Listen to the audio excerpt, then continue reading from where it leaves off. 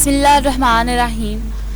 محترم سامعین و ناظرین، السلام علیکم ورحمۃ اللہ وبرکاتہ.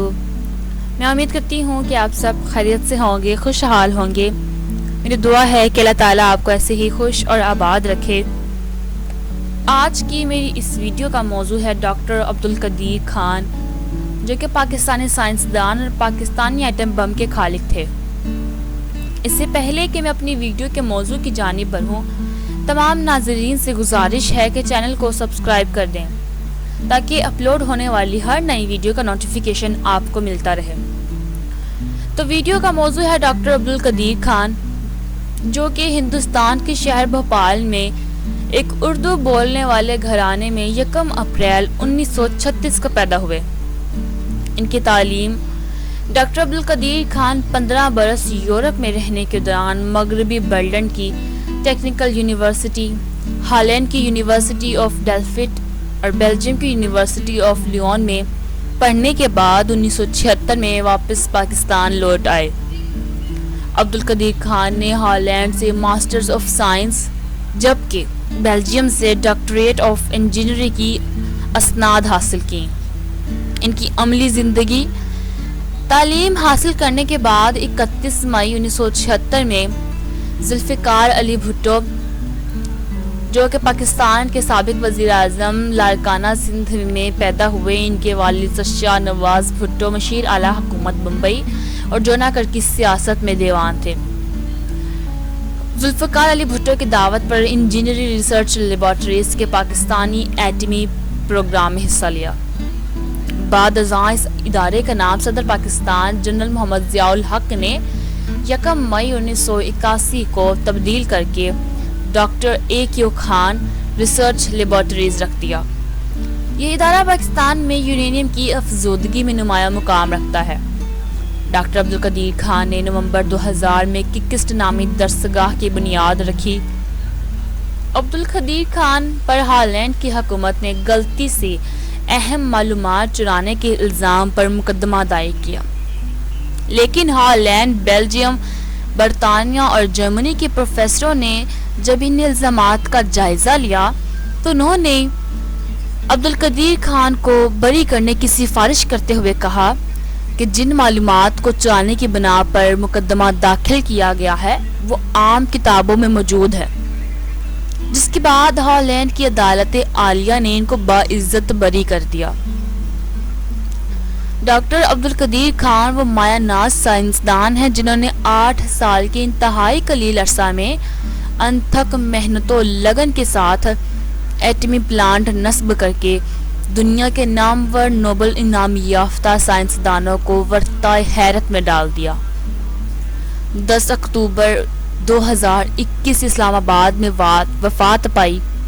اللہ پاک ان کی بخشش فرمائے اور ان کے درجات بلند فرمائے، آمین ثم آمین. ایٹم بم مئی 1998 کو آپ نے بھارتی ایٹمی تجربوں کے مقابلے میں وزیر اعظم میاں محمد نواز شریف سے تجرباتی ایٹمی دھماکہ کرنے کی درخواست کی. بلاخر وزیر اعظم میاں محمد نواز شریف کے دور میں آپ نے چاگی کے مقام پر 6 کامیاب تجرباتی ایٹمی دھماکے کیے. اس موقع پر ڈاکٹر عبدالقدیر خان نے پورے عالم کو پیغام دیا کہ ہم نے پاکستان کا دفاع ناقابل تسخیر بنا دیا ہے. یوں آپ پوری دنیا میں مقبول عام ہوئے. سعودی مفتی اعظم نے عبدالقدیر خان کو اسلامی دنیا کا ہیرو قرار دیا اور پاکستان کے لیے خام حالت میں تیل مفت فراہم کرنے کا فرمان جاری کر دیا. اس کے بعد سے پاکستان کو سعودی عرب کی جانب سے خام تیل مفت فراہم کیا جا رہا ہے.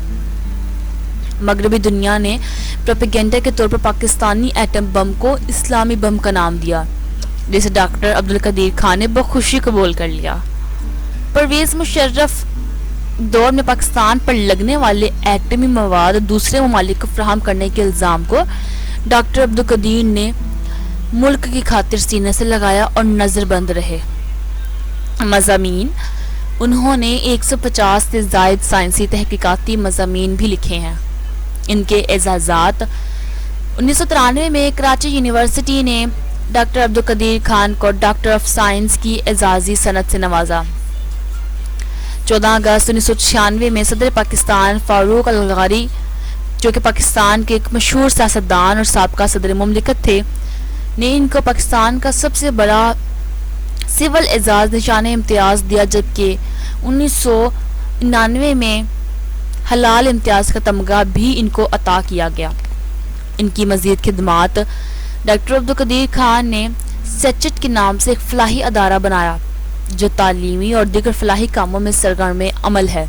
ان کی شادی ڈاکٹر عبدالقدیر خان نے ہالینڈ میں ایک قیام کے دوران ایک لڑکی سے شادی کی جو بہنی خان کہلاتی ہے، اور جن سے ان کی 2 بیٹیاں ہوئی، نجم الدین اور روحانی۔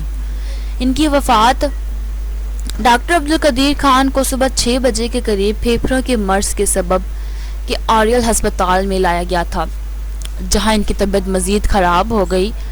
ڈاکٹرز اور طبی ماہرین نے انہیں بچانے کی پوری کوشش کی، تاہم 10 اکتوبر 2021 کی صبح 7:04 پر وہ پاکستانی قوم کو سوگوار چھوڑ کر دار فانی سے الوداع کہہ گئے۔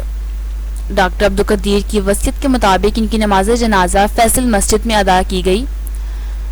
وجہ وفات کورونا پیچیدگی اور پھیپھڑوں سے خون بہنا تھی۔ میری یہی دعا ہے کہ اللہ تعالیٰ ان کی بخشش فرمائے اور ان کے درجات بلند فرمائے۔ میں امید کروں گی ناظرین کہ آپ کو یہ انفارمیٹیو ویڈیو بہت اچھی لگی ہوگی۔ کمنٹ کر کے اپنی قیمتی رائے کا اظہار ضرور کیا کریں۔ اسی طرح کی مزید ویڈیوز کو دیکھنے کے لیے چینل کو سبسکرائب کر دیں۔ اپنی دعاؤں میں یاد رکھیں۔ اللہ حافظ۔